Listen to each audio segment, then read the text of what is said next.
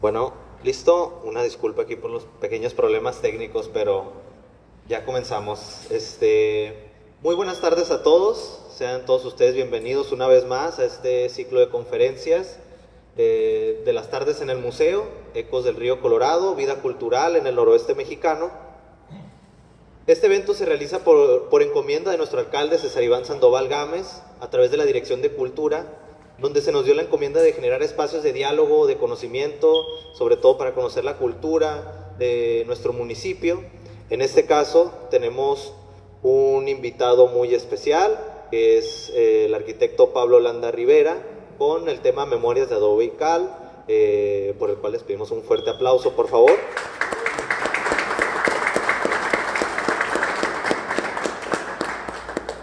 También agradecemos la presencia muy especial de nuestra directora de Cultura, Heidi Astrid Sarabia Arce. Muchas gracias por acompañarnos.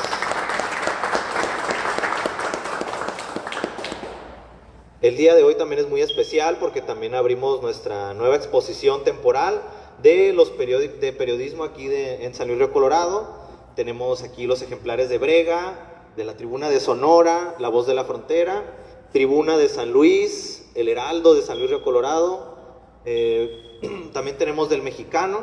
Y pues bueno, más adelante haremos más comentarios al respecto, pero pues antes de comenzar me gustaría también leerles una breve semblanza del conferencista que nos acompaña el día de hoy, el arquitecto Pablo Landa Rivera. Y bueno, el arquitecto Pablo Landa Rivera es egresado de la Facultad de Arquitectura de la Universidad Popular Autónoma del Estado de Puebla. Cuenta con una amplia experiencia en el diseño de proyectos en México, Argentina, Brasil, Guatemala, Belice y Perú. Actualmente dirige su propio estudio 1911 Arquitectos. Además, se desempeña como docente universitario y como comisionado de Patrimonio Arquitectónico de la Federación de Colegios de Arquitectos del Estado de Sonora. A lo largo de su trayectoria, ha sido un firme defensor de la conservación del patrimonio histórico de las ciudades y un apasionado de la fotografía. Desde hace varios años recorre México con su cámara, retratando edificaciones que preservan la memoria de las comunidades. Bueno, sin más por el momento, le cedo la palabra aquí a nuestro conferencista, sin antes pedirle también un fuerte aplauso antes de comenzar.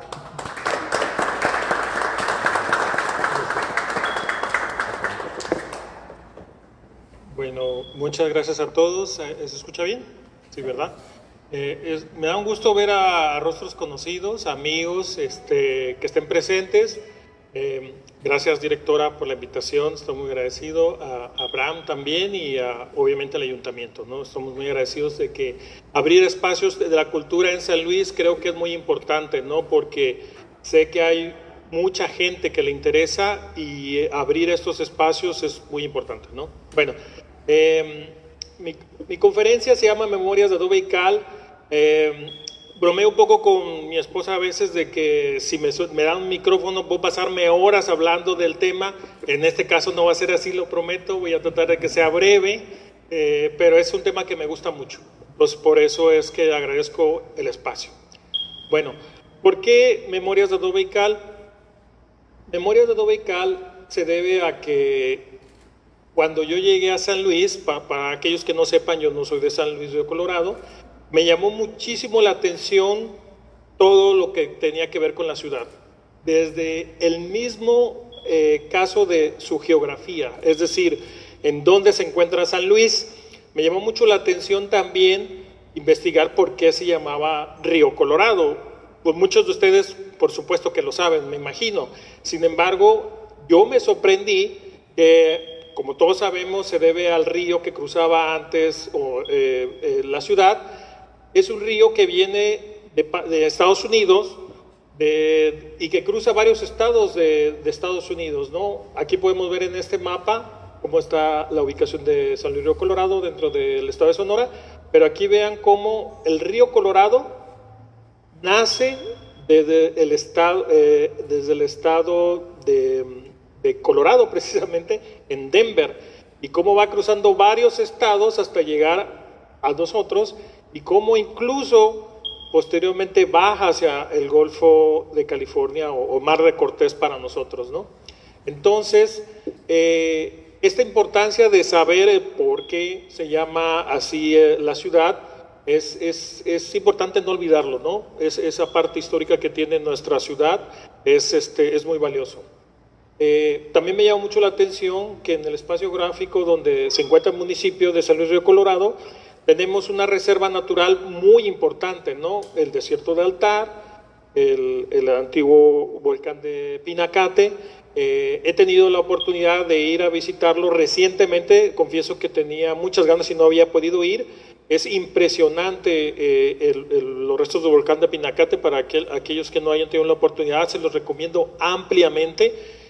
También confieso que cuando fui por primera vez, pensaba que era casi inaccesible llegar al volcán. Yo me imaginaba que había que recorrer en pickups o en jeeps unas 4 o 5 horas hasta llegar ahí, y que todavía había que escalar incluso para llegar al volcán, y sin embargo no, está muy accesible en carretera. De hecho, se llega prácticamente a la falda del volcán y hay incluso un camino ya hecho de concreto para poder accesar a la parte más alta del Pinacate. Entonces se los recomiendo ampliamente que lo visiten, ¿no? También me llamó mucho la atención de San Luis su temperatura. Obviamente nadie de mis amigos me cree cuando le comento el calor que hace en San Luis, nadie, porque pues todos tienen la idea de que hace mucho calor en Tabasco, hace mucho calor, no sé, en Oaxaca. Sin embargo, ¿verdad? En Mérida, por ejemplo, ¿no? Que es muy húmedo. Sin embargo, aquí estamos literal en pleno desierto. Entonces la característica de las temperaturas es muy alta. Aquí podemos ver en las dos fotografías que son mías, el récord histórico de San Luis Río Colorado de 58.50 grados centígrados en 1966. Entonces estamos hablando que somos un lugar muy especial, donde definitivamente la característica de los fundadores tuvo que ser de gente muy aguerrida para poder establecerse en este lugar, ¿no? También me puse a investigar un poco. Aquí mis amigos historiadores seguramente saben más que yo. Sin embargo, hago un pequeño resumen nada más de que, por ejemplo, en 1539, Fernando del Arcón, un español, ya recorrió la zona del río Colorado y recorrió esta parte de la ciudad, y fue incluso el que descubrió posteriormente California. Entonces, ¿por qué hago mención de esto? Porque muchas veces creemos que somos una ciudad joven. Efectivamente somos una ciudad joven como municipio, sin embargo tenemos un bagaje histórico muy amplio, muy atrás, ¿no? Entonces, no olvidar esta parte en donde incluso en 1789 Eusebio Francisco Quino, muy conocido de fundar misiones en todo el estado de Sonora, pasó por aquí también por San Luis. Me imagino que el clima no le permitió poder hacer una fundación, o simplemente porque no había las características también de la población que pudiera realizarse, ¿no? Pero es importante saber que estos personajes estuvieron aquí en San Luis en su momento, ¿no? Ya en 1907 está establecido el rancho San Luis, de ahí viene una parte del nombre. Y cosa muy importante, en 1917 el capitán Carlos G. Calles se establece en San Luis y empieza la historia, digamos, como ciudad, como establecimiento de población, ¿no? Y en 1939 se establece el municipio como tal, que estamos recordando que este año estamos celebrando, ¿no? Precisamente la fundación como municipio.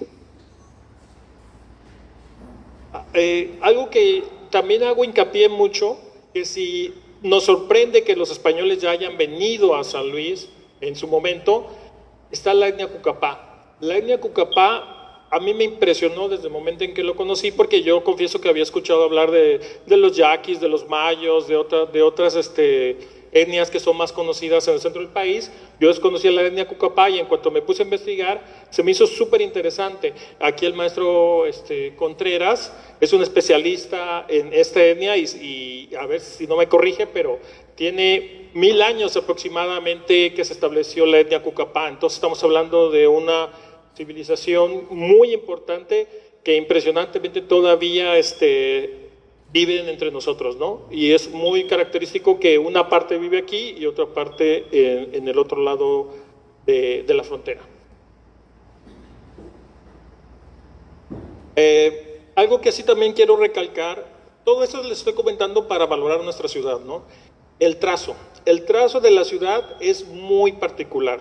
Aquí podemos ver que, no me dejará mentir aquellos que han ido a otras ciudades, generalmente las ciudades son trazas irregulares, es decir, no tienen esta traza tan perfecta que tiene San Luis, que nosotros los arquitectos le llamamos ortogonal, o es una traza cuadrada, digamos, que en sí ya tiene un valor muy importante histórico esta misma traza, por ser tan particular y que en muy pocas ciudades de México existe. Yo recuerdo, por ejemplo, Morelia, el primer cuadro de la ciudad lo tiene, o Puebla.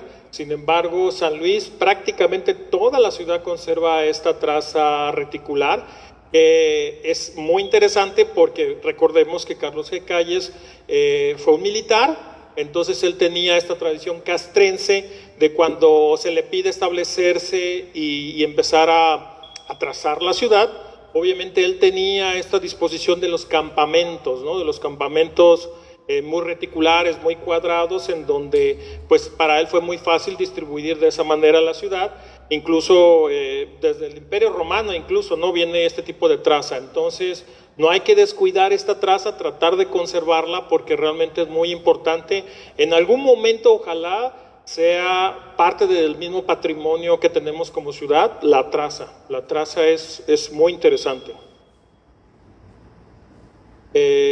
Somos una ciudad frontera, es algo muy, muy interesante porque tenemos esta parte de esta convivencia diaria de ir y venir del otro lado, ¿no? Es algo muy particular que yo desconocía cuando me vine a vivir aquí, porque sí es todo un microcosmos de la forma de vivir de la gente que cruza diariamente, ¿no? Entonces es algo que me llamó mucho la atención y que también es digno de recordar.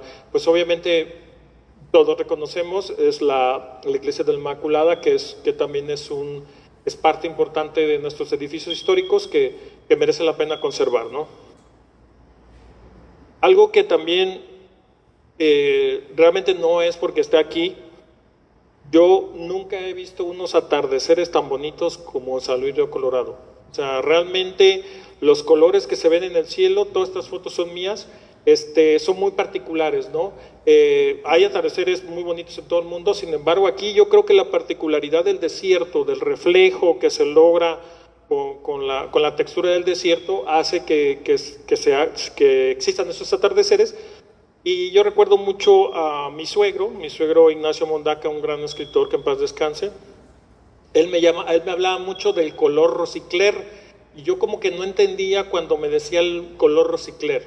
El color rosicler lo entendí hasta que vi por primera vez un atardecer como el de la foto de la derecha, que el color rosicler es como un color entre rosado, morado, es un color muy particular. Entonces esta palabra rosicler, que aparte suena muy poético y muy bonito, lo descubrí hasta que llegué a San Luis Río Colorado. Bueno, entonces les di un poquito de contexto para comentarles de qué se trata mi exposición. Mi exposición se trata de revalorar el patrimonio arquitectónico de nuestra ciudad. Nosotros, me considero ya parte de San Luis, los padres fundadores, cuando se establecieron aquí en San Luis, tuvieron que encontrar características que les pudieran facilitar la vida en cuanto a la construcción de sus viviendas. Entonces empecé a tomar fotografías de muchas viviendas antiguas, de las más antiguas que existen todavía en San Luis, y aquí es donde nace el motivo de mi exposición. ¿Por qué le llamo adobe y cal? Adobe y cal le llamo porque son los dos materiales más importantes que utilizaron los fundadores para construir sus primeras casas. ¿Por qué las usaron? Porque, por ejemplo, el adobe es un material que lo utilizan los egipcios desde tiempos inmemorables, o sea, estamos hablando de 3000 años antes de Cristo, ya utilizaban el adobe, y de hecho viene de una palabra árabe que es altu, que significa ladrillo sin coser. ¿Por qué? Porque pues precisamente es muy curioso. El adobe fue muy bueno para los habitantes de aquí, los fundadores, porque el adobe se crea de arcilla, se crea de arena, y entonces, pues, ¿qué abundaba? ¿Qué abundaba aquí? Pues la arena. Entonces era muy fácil poder construir estos ladrillos, porque incluso, a diferencia del ladrillo rojo común que hay que cocer en un horno, el adobe no ocupa eso, simplemente es formar los cuadritos con paja para reforzarlo, como se ve en el lado derecho en esta foto, secarlos al sol. Y con eso es suficiente para construir ladrillos de adobe. Entonces imagínense la facilidad de poder construir eso, ¿no? Aquí podemos ver una vivienda de las más antiguas que he podido tomar foto, en donde pues toda la construcción era de adobe, ¿no? Aquí hay otra foto que me gusta mucho porque es una construcción muy sencilla, pero se alcanza a ver el adobe, ¿no? En unas partes de abajo. A lo mejor algunas de estas fotos las van a reconocer en algún momento. Yo tengo catalogadas las direcciones de todas. Ahorita no me gustaría nombrar cada dirección de cada una para no alargarme, ¿no? Pero sí lo tengo catalogado. Ahora, la cal. La cal, ¿por qué es tan importante? Porque la cal todavía es más antigua que el adobe. La cal se cree que los empezaron a utilizar de las civilizaciones más antiguas, fueron los mesopotámicos, en donde los romanos le llamaban calx, que significa guijarro. ¿Por qué guijarro? Porque está hecho de piedra y tiene más de 5,000 años antes de Cristo su antigüedad. Aquí lo podemos ver perfectamente cómo la cal se usaba en las construcciones. El adobe era el ladrillo para crear las estructuras, pero la cal, hagan de cuenta que servía como pintura y como impermeabilizante. Eso es muy importante, porque recordemos que en esa época pues no había la facilidad de productos químicos, ¿no? De que pudiéramos ir a la tienda a comprarlos y aplicarlos. Que de hecho, les confieso que en la arquitectura actual se está tratando de regresar a estos materiales, porque estos materiales son mejores dentro de la ecología misma, ¿no? Que está muy de moda ahorita.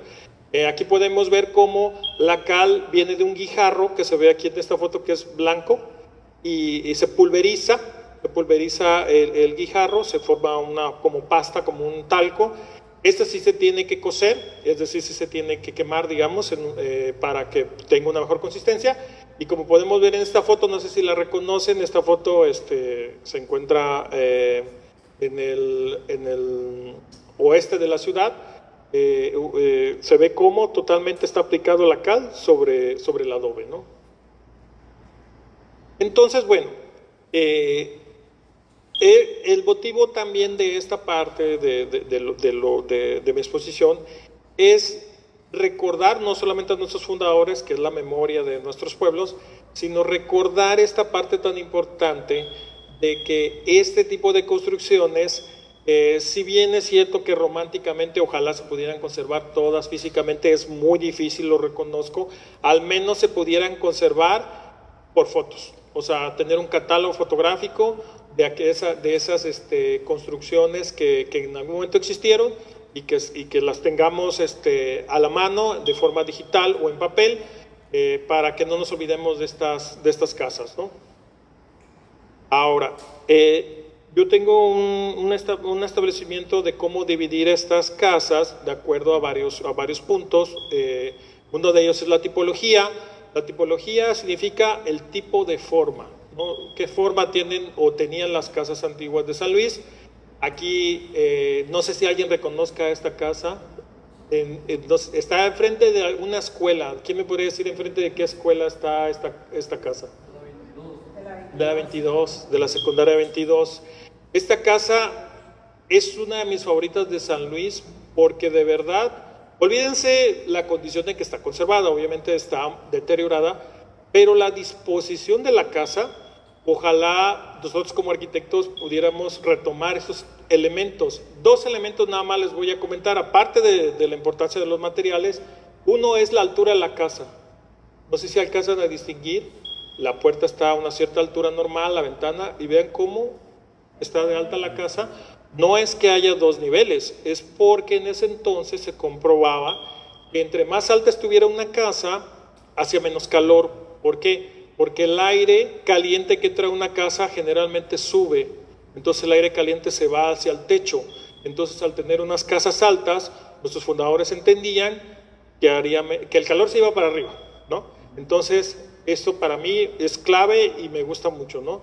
Y otra cosa muy importante que cada vez se ve menos en San Luis es este pórtico, no sé si lo alcanzan a ver, este como especie de porche, que no sé por qué lo hemos olvidado, porque en realidad no, produce sombra, entonces a la hora de que uno entra a la casa, pues no entra con este sol inclemente pegando en la puerta, ¿no? Entonces es algo muy bonito, aparte que se ve estéticamente, y no sé si me dejarán mentir, pero yo he platicado con gente que ha vivido antes que yo, y me decía que mucha gente incluso se salía, ponía sus sillas a platicar. ¿Por qué? Porque pues hacía como un lugar muy agradable donde refrescarse y donde te diera sombra, ¿no? Entonces vamos viendo que los fundadores eran unas líneas muy sencillas en su arquitectura, pero porque no era necesario más.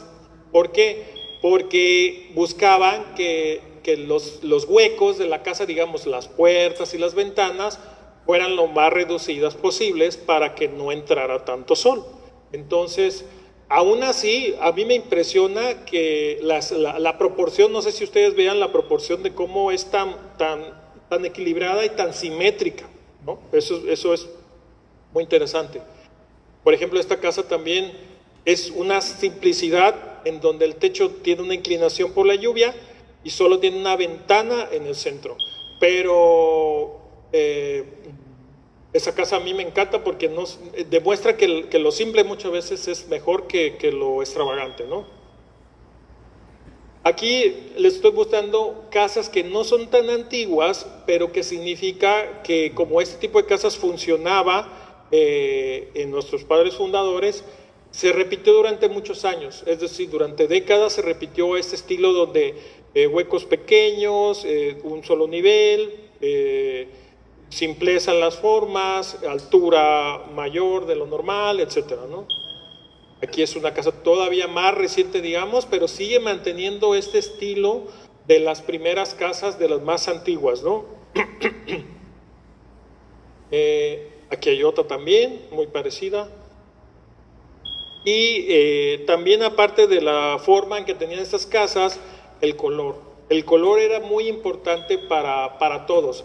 ¿Por qué el color? Porque en realidad está demostrado que psicológicamente un color agradable para los habitantes, el estar viéndolo todos los días, pues te sientes bien, ¿no? Si tú ves un color oscuro o un color rojo muy fuerte, pues suele ser un color muy pesado, ¿no? Entonces, si tú pones colores agradables, colores más sencillos, más simples, te causa una mejor forma de vida, ¿no? Aquí esta foto es una de mis favoritas que me gusta mostrar porque aquí se ve como todavía el adobe y la madera de la puerta de acceso de la casa. Pero algo que a mí como fotógrafo amateur siempre me gusta decirlo, la oxidación del portón. Sé que en cuestiones prácticas no es práctico tener un portón oxidado, pero para la foto la verdad le da una belleza única. Y en todas las veces que he podido dar esta plática les he comentado que tristemente para mí como fotógrafo, cuando tomé esta foto, fui meses después y ya lo habían pintado. Y no se ve igual de bonito, digamos, que como se ve esta foto artística, ¿no? Digamos. La luz. La luz es muy importante, como también los fundadores sabían cómo tenían que ubicar las casas y las trazas para que éstas causaran ciertos efectos muy interesantes que yo noto mucho aquí en San Luis. No le llaman la hora dorada, que es cuando ya está atardeciendo, no me gusta decir una hora porque varía el atardecer, pero es como cuando falta como unos 30 minutos para oscurecer, empieza a haber un tono dorado realmente reflejado en las edificaciones. Es un tono muy bonito, es como una luz muy tenue del sol que provoca unas fotos muy interesantes, ¿no? Aquí se puede ver, por ejemplo, lo tomé como unos 35 minutos antes de que anocheciera, y vean cómo el juego de sombras produce un efecto muy especial, ¿no? En este caso, pues el mismo poste de madera que es un poste de teléfonos, pues provoca unas sombras muy interesantes que logré en su momento confieso que fue un poco accidental, no fue a propósito, que el poste coincidiera exactamente con la línea de la ventana y la línea de la puerta, ¿no?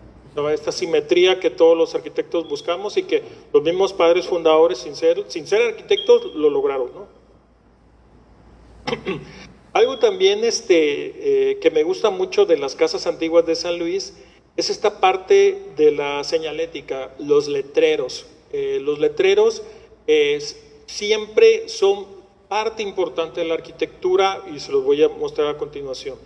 No sé si alguien reconoce este negocio. La talabartería Alex, o sea, la construcción es muy bonita y habla de todos los elementos arquitectónicos que les comenté, pero las letras, el tamaño, el color, forman parte totalmente de la construcción y elevan, ¿no?, su característica estética. Aquí no sé si han ido, no es comercial, pero están muy ricos los hielitos y las paletas están, sí, para esta época, ¿verdad? A la otra hay que traer. Aquí curiosamente,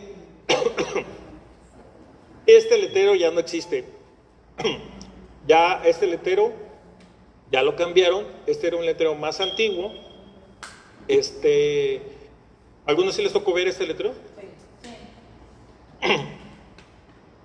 Se vale evolucionar, y se vale que el negocio haya cambiado su tipología de cuanto el letrero. Lo que yo les trato de mostrar es la importancia de los catálogos fotográficos. Si no hubiera estas fotos, pues ya nadie, bueno, quedaría en la mente claro, ¿verdad? Pero no habría cómo mostrárselo a alguien que nunca lo vio. Exactamente. Aquí también incluso es un tipo de dibujo y de letra que parecería nota, ¿cómo les podría explicar? Amateur, pero realmente es muy bonito, o sea, es parte de la construcción, lo hace ver esta parte antigua de la construcción. Si fuera otro tipo de letra más moderna, pues no se vería igual, ¿no? Ahora, ¿por qué es importante conservar la fotografía de estas construcciones? La memoria de nuestros pueblos depende de nuestro pasado. Hay confieso que también por mi edad, hay una idea de que lo nuevo es lo único bueno y que lo viejo para qué conservarlo, ¿no? Sin embargo, la historia nos demuestra una y otra vez que precisamente por no recordar el pasado, lo volvemos a repetir. Y muchas veces lo volvemos a repetir negativamente, ¿no? Entonces, aquí les voy a empezar a mostrar algunas construcciones que ya no existen. Ya no existen esas construcciones, pero que afortunadamente pude tomar foto. Esta es una construcción que se encontraba en la calle 7. No quiero decir dónde para no quemar el negocio, pero es una construcción que era muy bonita, pero pues ya no existe, ¿no? Esta también ya tampoco está. Es un color muy bonito azul. Esta construcción también se encontraba ahí en la avenida de Carretera del Valle, que para los historiadores saben que es de nuestras primeras fundaciones en San Luis. Es una belleza muy especial de esta construcción, pero pues ya no existe, ¿no?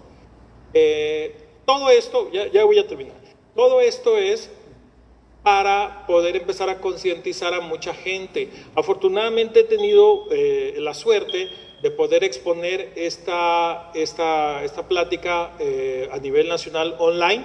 He podido en Parral, Chihuahua, en Ciudad de México, en otros lugares, y se sorprenderían lo que les gusta a las construcciones de San Luis. Es decir, como ven estas fotos, ellos piensan que todo San Luis es antiguo, o sea, piensan que todo San Luis es que es esta tipología. Y está bien, yo les explico que en realidad son casas que muchas ya no existen, pero ¿qué significa? Es traer poner en el ojo de las personas a San Luis al final del día para que estén interesados. Y sí me ha pasado que mucha gente que le he mostrado se pone a investigar cómo es la traza, dónde está ubicado San Luis. O sea, es una forma de reconocer nuestra ciudad, ¿no? Que es importante. Y bueno, yo también tengo algunas propuestas que me gusta comentarlas. Esto existe, está esto me gustó mucho porque es un letrero que está en una casa, no recuerdo de la dirección, pero es hacia el norte, que todavía está el letrero la Madero. Está el letrero todavía, no de San Luis, Arizona. Y una de mis propuestas es que obviamente hubiera un catálogo visual arquitectónico de las construcciones, o sea, fotografías conservadas, pero que también hubiera esta parte de una materia de historia de nuestra ciudad. Creo yo que es muy importante hablar de todos los temas nacionales, internacionales en historia. Me imagino que aquí hay maestros de primaria y de secundaria, en donde pues es muy importante, pero también estaría muy suave que hubiera una materia dentro de la primaria en donde se hablara de la historia de nuestra ciudad. ¿Por qué? Porque eso haría que mucha gente conociera datos que a lo mejor no conoce. Yo doy clases en una universidad aquí en San Luis y me sorprende que muchos de mis alumnos que ya tienen 18, 19 años, les comento todo esto y no tenían ni la más remota idea. Entonces sería muy bonito que los niños chiquitos, desde muy pequeños, empezaran a conocer datos. No, tampoco es que los 6 años de primaria hablaran de San Luis, pero que tuvieran datos importantes de nuestra ciudad, y eso hace que empieces a valorarlo. Yo he comprobado que las ciudades que más conservan su patrimonio arquitectónico son aquellas que empiezan a enamorarse de su ciudad, o sea, que empiezan a valorarla y empiezan a decir, mi ciudad importa. Entonces, esta es una parte, ¿no? Y bueno, quería, como le prometí a mi esposa, no me voy a tardar porque, insisto, podría echarme 3 horas, pero no es el caso. Entonces, esta frase me gusta mucho para mis amigos escritores que están aquí, que es de Octavio Paz, que dice: la arquitectura es un testigo insobornable de la historia, trasciende su tiempo y se vuelve manifestación de una época. Yo me he topado con mucha gente que dice que todas estas casas les traen recuerdo de sus abuelos o de otros ancestros. Entonces creo que es muy importante mantener esta memoria viva, ¿no? Y es una pequeña muestra de lo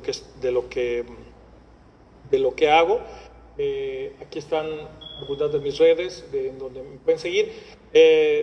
Sonarchitect es una página de Instagram donde tengo todas estas fotos. Yo nada más les mostré como unas 20 fotos, 15 fotos. Tengo ya como 90 fotos de casas catalogadas, en donde ahí sí viene la dirección exacta, en dónde está la casa y todo, ¿no? En dónde se encuentra. Y ya nada más por último quería aprovechar para comentarles, abusando de su tiempo, es muy rápido. Quería mostrarles que hay una iniciativa por parte de la Federación de Colegios de Arquitectos del Estado de Sonora, en donde, para motivar a mucha gente en Sonora, estamos haciendo un concurso de patrimonio arquitectónico, en donde se invita a muchas ciudades del estado a que tomen fotografías de algunas construcciones que les parezca importante. Y al final va a haber una premiación en Álamo, Sonora. Es un lugar muy bonito, histórico, aquí en Sonora. Y se va a hacer un libro digital de las mejores fotos de nuestro patrimonio arquitectónico del estado. Entonces son ese tipo de instrumentos que es importante mantener, como se está haciendo aquí, dar estos espacios para que podamos difundirlos, ¿no? Entonces agradezco mucho su tiempo. Espero que haya sido un poco, al menos no les haya aburrido, ¿no? O sea, que haya sido interesante. Muchas gracias por su tiempo.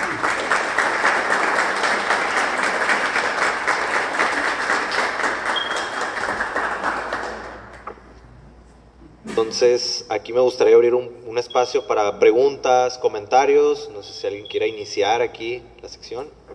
¿Quieres el micrófono? Bueno. Buenas tardes, me encanta. Miré su exposición fotográfica, me encantó muchísimo. Lo que comentaba sobre que nuevamente están utilizando los materiales, ¿no? En este caso, bueno, para el sur del país, como lo es Mérida, Yucatán y todo eso, lo conocen de otra manera, ¿no? Aquí lo conocíamos como encalar las casas, de allá ahorita le llaman jabelga, y que ahorita cuesta bastante ese material. Sí.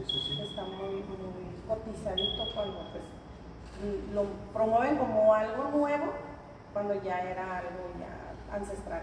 No, y de hecho realmente yo sé que románticamente no vamos a poder construir todas las casas de esos materiales, pero sí son experimentos muy buenos porque no me da tiempo de decirlo, pero para aquellos que hayan estado en una casa de adobe me pueden confirmar que cuando hace calor están frescas las casas y cuando hace frío están más calientes, ¿no? El maestro del Valle, el Museo del Valle, por ejemplo, entonces por eso está la importancia de retomar esos materiales. Insisto, no vamos a construir todo con esos materiales, pero sí algunos elementos podríamos retomarlos, ¿no? Y Mérida es un ejemplo perfecto de que están utilizando esos materiales de nuevo, ¿no? Por su valía y por su belleza incluso, ¿no? Se ven muy bonitos. Se llama chucún, ¿no? Se llama, Ale, el acabado, que es tipo cal, que utilizan allá, que es un tipo de tierra de allá.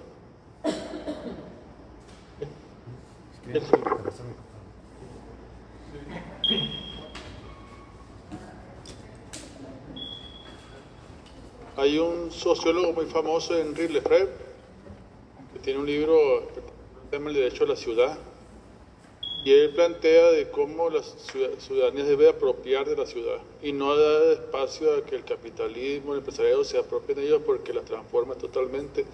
Últimamente he visto en San Luis tumbando muchas casas para dar pie a las plazas comerciales, que es lo que han abandonado.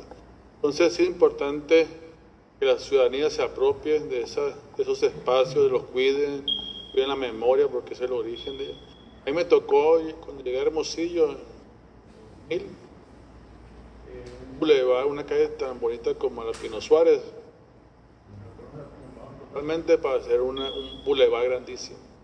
Todas las casas de ahora nomás la fotografiaron, dieron paso a la modernidad que era un bulevar.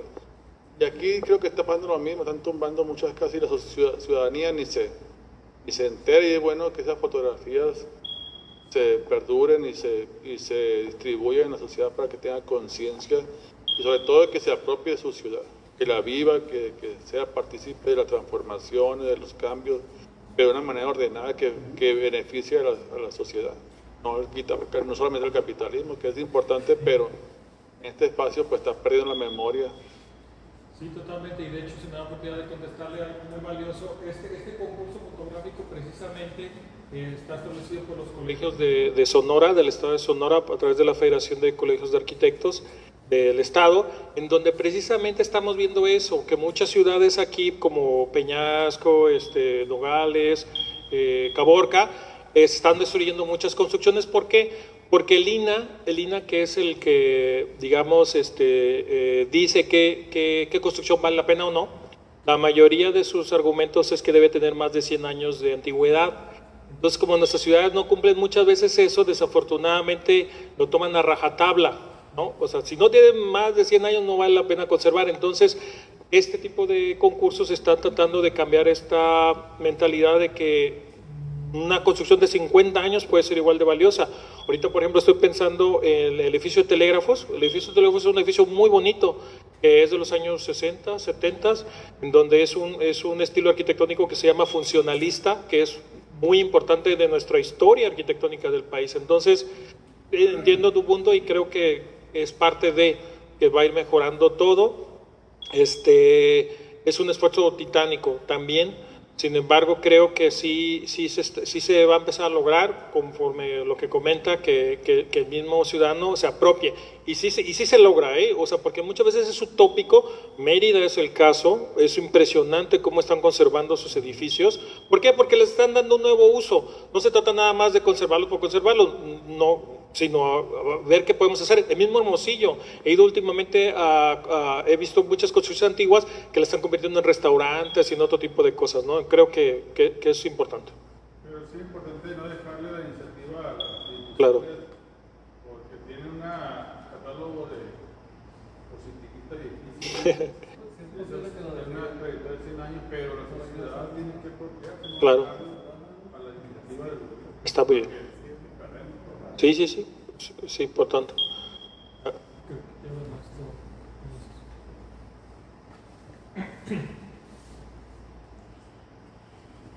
Cuando yo llegué a San Luis, tampoco soy de aquí, pero hace muchos años ya, más o menos unos 55 años que llegué, muchas de esas casas estaban todavía de pie. Uno de los elementos que a mí me llamó mucho la atención era no solamente, aparte de la forma y del adobe y todo eso, el cemento. Los pisos eran de cemento, porque el cemento lo mojabas y refrescaba.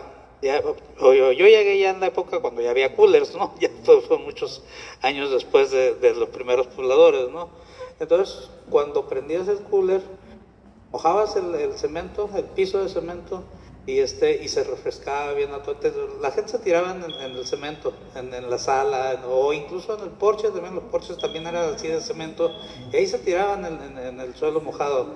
Antes, en las casas que todavía no tenían cemento, eran de tierra, bien compactadas también, y también la humedecían, también la regaban precisamente con el mismo motivo de refrescar la vivienda. Sí, creo que hablar de eso. Ahí nomás voy a contestar rapidísimo. El concreto era muy simple. El concreto que se hacía antes era más enriquecido, es decir, era más cemento. Ahora lo hacen una combinación como de más piedra, de otro tipo de piedra, y por eso el cemento ya no es tan fuerte. Sí, exacto. Bien, te felicito por la exposición y por el trabajo que has hecho, ¿no? Para tratar de preservar esta memoria histórica. Retomando precisamente lo que dice mi compañero, su nombre, Jorge, de la ciudadanía tome acción, ¿no? Para preservar estos espacios. Recordamos nosotros todo el atentado que se ha hecho, ¿no? en las construcciones históricas de San Luis, el Abelardo, el cuartel,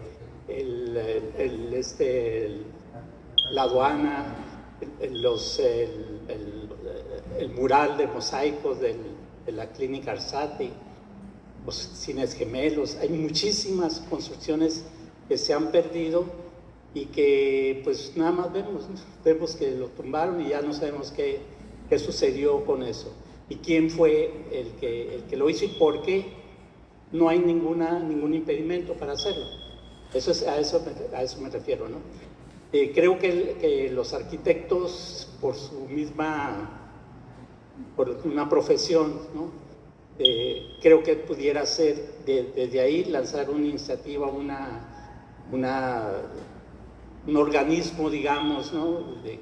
Que pudiera asociar para preservar eso y ir al ayuntamiento y solicitar tener voz ahí, ¿no? Eso sería muy importante. Pienso en otra cosa también, o pienso en la nomenclatura de las calles, ¿no? Entonces vemos que se avientan una colonia y empiezan a nombrar calles. Hace unos días vi que tenían América del Sur, ¿no? Tenían, no sé, Nicaragua, y lo Kuwait. ¿Sí? O sea, totalmente sin sentido. Y pienso también en eso, pues crear una organización que pudiera apoyar en la nomenclatura, ¿no? Sí, arquitectos, escritores, artistas plásticos que pudieran apoyar en eso. Y que no dejarlo, pues porque nosotros somos los dueños del espacio. Pues no dejarlo a que alguien, yo no sé quién decida los nombres de las calles, por ejemplo, no sé quién decida que este edificio se va a tumbar, se va a tirar, ¿sí? Y quién se opone para que pueda hacerse, o quién pueda alzar la voz para que no se haga. Ahí sí quiero comentar que desafortunadamente la normatividad no nos ayuda muchas veces esta parte del INAH, que insisto. Sin embargo, tiene razón, maestro, que es parte de nosotros de motivar que no pase eso. Y creo que son pequeños espacios que hay que ir abriendo, ¿no? Este espacio de difusión. Y también les quiero decir que la Federación de Colegios de Arquitectos de Estado Sonora tiene una comisión de patrimonio, se le llama, recién creada, que yo tengo la fortuna de ser ahorita, haber sido nombrado por parte del Estado, y que, por ejemplo, el Colegio de San Luis, el Colegio de Arquitectos, apenas ya nombró su comisión de patrimonio arquitectónico. Pues son pequeños pasos que hay que ir dando, ¿no? Pero hay que hacerlo, porque siempre decimos, ¿cuándo? Pues ya, o sea, el pasado pues no modo, ¿sabes? Pero podemos empezar a hacerlo y creo que sí se puede ir cambiando, insisto, porque Sí hay casos, ya ni siquiera voy a ir de Europa. Europa nos lleva muchos años luz de ventaja en la conservación. Mismo México ya está conservando muchos edificios, dándoles nuevo uso. Sí se puede. Sí, tomar conciencia de que somos el espacio, o sea, el espacio nos afecta, para bien o para mal nos afecta siempre. Entonces el hecho de que el vecino no limpie el patio, la casa, la calle, nos afecta a nosotros, ¿no? Entonces estar conscientes de eso. Bien, gracias. No, a usted.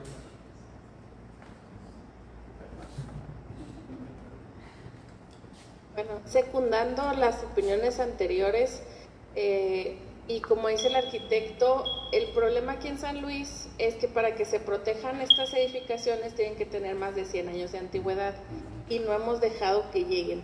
Entonces hay que hacer un trabajo, sí, de parte de los arquitectos, de los urbanistas, que básicamente no hay en la ciudad, pero sí tiene que ser conjunto, como decía el maestro Meneses, con los diferentes miembros de la sociedad. O sea, hay que ser un poquito más activos, y yo creo que este trabajo que ha hecho el arquitecto Pablo es como la semillita para seguir trabajando. Lo primero es visualizar, ayudarle a la gente a ver estos espacios importantes. Como decía el maestro Meneses, se perdió la aduana, que yo creo que también era un edificio muy importante a nivel histórico, no es el único, pero por ejemplo ahorita Telégrafos de México, por parte del colegio sí tratamos de buscar cómo proteger el edificio, ya que es el único edificio movimiento moderno que hay en la ciudad, y que si ustedes han entrado al semisótano y subido, tiene unas cualidades arquitectónicas muy ricas, desafortunadamente muy poco preservadas, pero digamos que la estructura, que es el cascarón, se mantiene ahí, pero es un edificio federal. Entonces es complicado hacer cosas desde aquí, pero eso no significa que no las hagamos. Entonces, secundando al arquitecto, que como él dice, tenemos esta fundación de patrimonio arquitectónico que es nueva, pero el chiste es que reconozcamos la importancia de todas estas edificaciones antiguas en el municipio y en el estado, para que lleguemos a esa edad en que el INAH nos puede proteger, se pueden bajar recursos, etcétera. Pero yo creo que lo primero es resaltar la importancia de estas cualidades arquitectónicas y climáticas, para que también no solo el ayuntamiento no los quiera quitar, sino el propio propietario, valga la redundancia, entienda el valor artístico que tiene. Por ejemplo, ahorita en las canchas de pádel que están preservando esa fachada le llamamos el castillo, no sé cómo le llaman otros por aquí. Los cines gemelos, pues por lo menos ya hay como una intención, me imagino yo, por parte del propietario, de una preservación. Entonces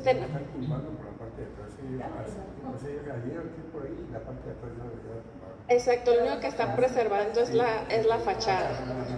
Entonces, bueno, hay muchas cosas que podemos estudiar a nivel de arquitectura, pero yo creo que sí, como sociedad es importante que participemos y que alcemos la voz, que comentemos. Ahorita con redes sociales se puede hacer un poquito más de ruido, pero sí, no nada más es aventárselo al municipio, sino también creo que todos defender estos espacios importantes de la ciudad, como también son los parques. De las intervenciones que se hacen en los parques públicos, también es muy importante que la ciudadanía tome parte, y sí que se apoyen de los que tienen más conocimiento. Un ejemplo puede ser los arquitectos, otro los historiadores, pero no son los únicos, porque se nos da mucho que se hacen estos cambios sin conocimiento de causa. O sea, un poquito nos ha pasado en la ciudad como a contentillo, ¿no? Entonces sí tenemos que ver por qué estaban así las cosas y cómo podemos mejorarlas o cómo podemos preservarlas. Y por último, el arquitecto, gracias por el espacio. Soy la esposa y nunca lo presiono con el tiempo, ¿eh? Es mentira eso. No, ya nomás me quemaron, así que exijo mi derecho de réplica. No, pero sirve como para romper el hielo. Claro. Hay que tener una figura antagónica. No, arquitecto, pues felicitarte. En realidad la verdad es que tomo el espacio de preguntas para decirte algo. Te quiero felicitar porque muchas veces requerimos que venga alguien de afuera a enseñarnos lo que tenemos aquí en la ciudad y a valorarlo, y ojalá que esta conferencia, que ya te ha llevado a muchas partes, se pueda convertir en una memoria física, a lo mejor a través de un libro. Felicidades. Arquitecto, ¿qué le enamoró de esta ciudad, siendo que Puebla tiene un enriquecimiento arquitectónico espectacular? Mi esposa me enamoró porque ella está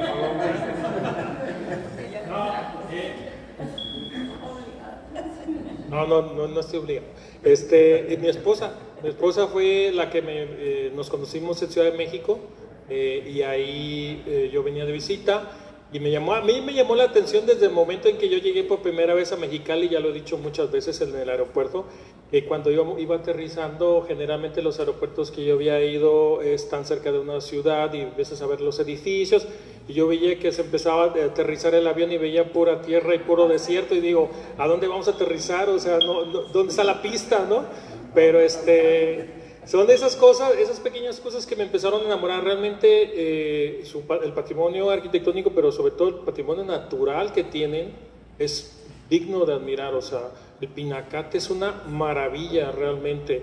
El desierto, muchas veces no es porque uno sea chauvinista, pero habla de que el desierto de Dubái, que el desierto del Sahara, es el mismo desierto literal y no estoy chuleando por chulear. O sea, el desierto de aquí es el mismo de que allá.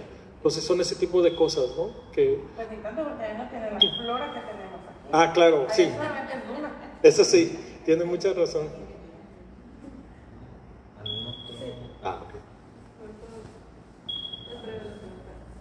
Solo preguntarte si, bueno, ya nos mostraste las memorias fotográficas, pero si tienes experiencias con construcción de Adobe Cal y si nos puedes platicar acerca de eso.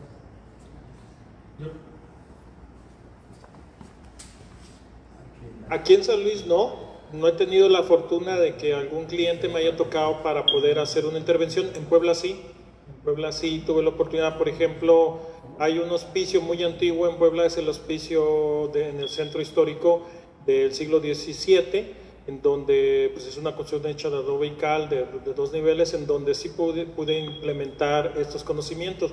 En la universidad donde yo estudié sales con un diplomado de esto.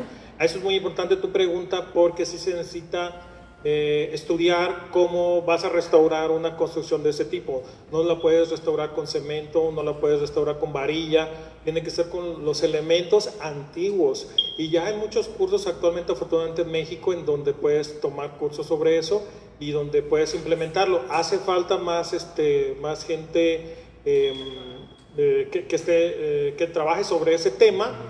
Pero esa es una de las cosas que se está tratando de hacer en la Federación de Colegios de Arquitectos de Sonora, de traer incluso gente que enseñe cómo conservarlo, estos elementos, ¿no? Aplicar la cal, hacer un ladrillo de adobe. Ya hay muchos cursos, fíjense que en Sonora y en Baja California ya hay. En Puebla sí pude, aquí desafortunadamente todavía no me ha tocado.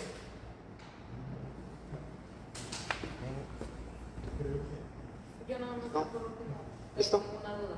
Ah, bueno. Siempre que voy para el Golfo, no sé si tenga conocimiento, hay unos como domos de adobe. ¿Sabe la historia de esos edificios? Bueno, de esos...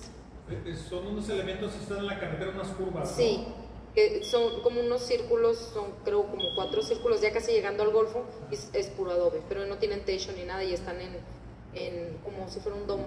No, eso... entonces eso no la sé. verdad no los ubico, no sabía de eso. Creo que yo no sé si tengo conocimiento. Sí, esos domos, como les llamas, son llamados hornos, la gente los conoce como los hornos. Cuando se decretó la reserva de la biosfera, Alto Golfo de California y del Río Colorado, que es diferente a la del Pinacate, ahí fue el centro de... Fue las oficinas del Centro de Investigaciones de la SED, lo que ahora es las sedes, pero bueno. Sí, entonces, un tiempo ahí estuvo la reserva, después se movieron su oficina, pero lo utilizaron como centro de investigación. No por allá, por los 90, pero esas construcciones inclusive ya estaban, o sea, se restauraron, pero lo que se buscaba justamente era preservarlos. Pues ahorita están otra vez... Siguen, pero están, sí, un poco, sí, demolidos, no tienen techo y eso. No, Pero eso es habría que investigarlo. Sí. Pero en ese tiempo se llamaba de otra manera. Bueno, entonces agradecemos mucho su participación y nos alegra bastante que haya diálogo y que pues surjan dudas, que para eso son estas conferencias. Entonces, si no hay más comentarios, me gustaría hacerle la palabra a nuestra directora y también extenderle un reconocimiento al arquitecto por su presentación y pues les pido un fuerte aplauso, por favor. Muchas gracias. Y pues aquí en las tardes de museo, el Ayuntamiento de San Luis Río Colorado, a través de la Dirección de Cultura Municipal, tienen el honor de entregar el reconocimiento al arquitecto Pablo Landa por su valiosa participación en el programa Tardes en el Museo Ecos del Río Colorado con la conferencia titulada Memorias de Adobe y Cal, promoviendo la historia y arquitectura antigua de nuestra comunidad. Muchas gracias, arquitecto, por estar aquí presente.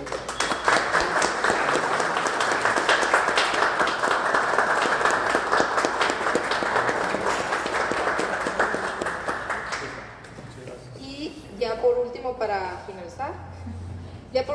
finalizar, pues yo agradezco la presencia de todos ustedes. No quiero extenderme mucho, pero me gustaría tener una pequeña intervención con todos los puntos interesantes que se tomaron aquí en las tardes de museo, que gracias a pues cronistas que han estado en esta semana aquí en las tardes de museo en conmemoración a la municipalización y a la Fundación de San Luis, pues agradezco mucho. Estuvo la maestra Gloria Mojardín, estuvo Federico Iglesias también, con temas muy importantes de la historia, y también pues nos faltaban las memorias de Adobe Cal del arquitecto, que es súper interesante, ¿no? Aquí se nota la diversidad que hay en la situación de poder ver todo lo que podemos encontrar en nuestra linda ciudad, y pues que gracias a personas como ellos, que se interesan por la cultura, por la arquitectura, por el arte, por la historia, pues podemos preservarla a través de la fotografía o de algunos libros o memorias que puedan llegar a dejar, ¿no?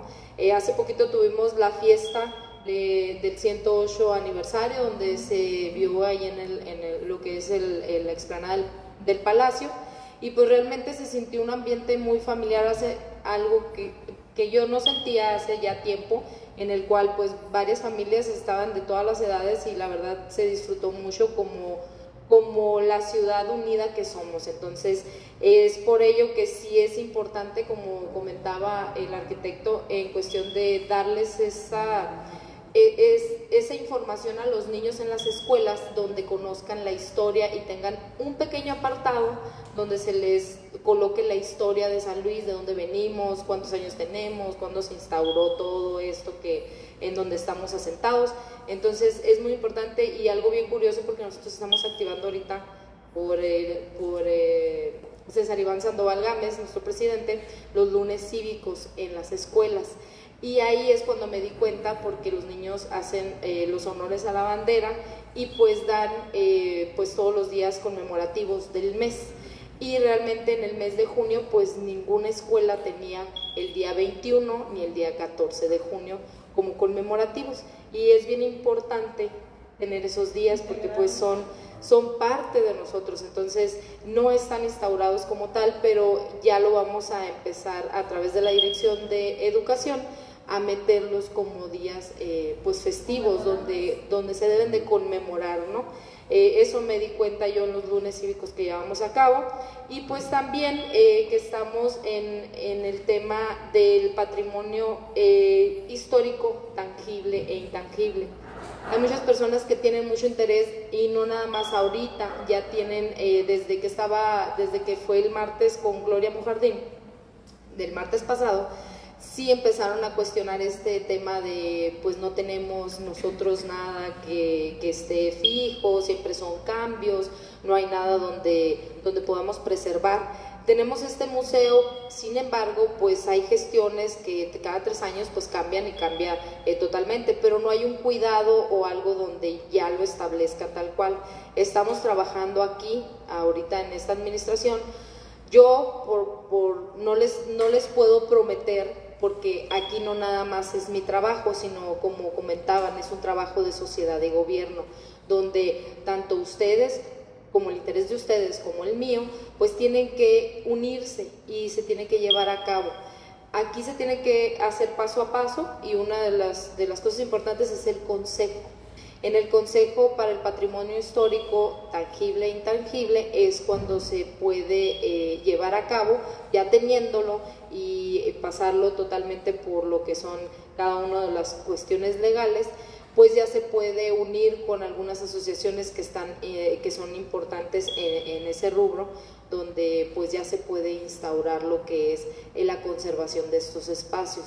Si bien es cierto, pues se han tumbado bastantes, pero pues son espacios que son privados, que son de personas particulares. Entonces, nosotros como ayuntamiento pues realmente no podemos intervenir en esa parte, pero sí hay un consejo y si se cuida y si sociedad y gobierno se juntan y se unen, pues obviamente sí se puede llevar a cabo, ¿no? Entonces, de perdida pues tener ese diálogo con el particular para que realmente pues se cuide ese espacio.